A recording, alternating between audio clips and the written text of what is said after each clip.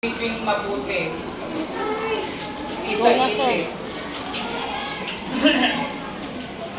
Mahal kong anak,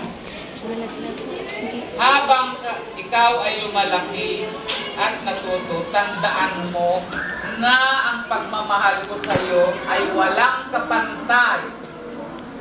Ito ang pinakadalisay na pagmamahal na mararanasan mo sa iyong buhay.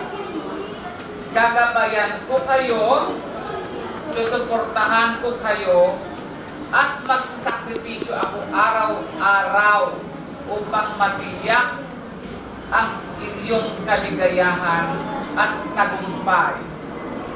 Ang pagmamahal na ito ay hindi laging ipinapahayag sa mga salita, kundi sa maliliit na bagay na ginagawa ko para sa inyong paggising ng maaga ay nakahanda na ang inyong pagkain. Hindi ko iniinda kahit ako ay may sakit, para mapaghandaan ko lagi ang araw-araw ninyong pagpasok. Ang pagtatrabaho ng mabuti para may taguyod sa inyo at laging nandyan kapag kailangan ninyo na ako. Pahalagahan ninyo ang pagmamahal na ito. Maari bang kunting paggalang lamang ang isusukli ninyo sa pagmamahal na ito? Hayaan ninyong maging inspirasyon ang paghihirap ko upang maging kayo ay ang pinakamahusay na bersyon ng inyong sarili. Habang kayo ay naglalakbay sa buhay, huwag kalimutang pahalagahan at parangalan ang pagmamahal at pag-alaga na ibinibigay ko sa inyo. Sapagkat ito ang pundasyon kung saan ito natayo ninyo ang inyong kinabukasan. Nagmamahal, magulang. O, yung sulat ng magulang ito sa kanyang anak. Bakit kaya gumawa ng ganitong sulat ang inyong Bakit kayo gumawa ng sulat na ganito ang isang magulang? Maaring tatay, maaring nanay. Bakit kayo sa palagay ninyo?